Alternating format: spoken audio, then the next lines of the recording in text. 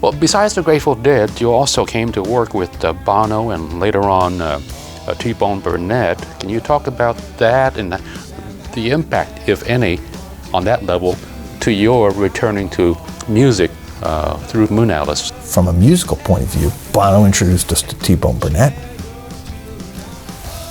And we had this idea. We were going to create a thing that was going to give artists independence from record labels. It was a great idea. And Bono brings in T-Bone Burnett to basically spend 2 years with me putting this thing together. And I mean, we got this close. But, you know, again, in that world,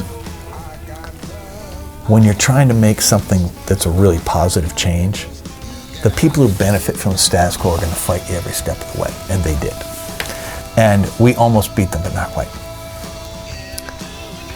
But T-Bone got so pissed off at the end of it, he said,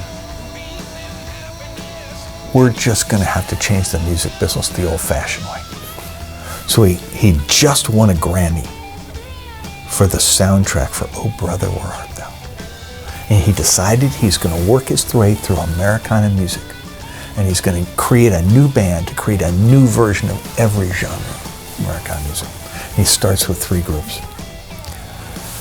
He's got us to do a San Francisco psychedelic. And he said, you're going to create a new band called Moonalice, and it's going to have its own legend, its own music, its own history.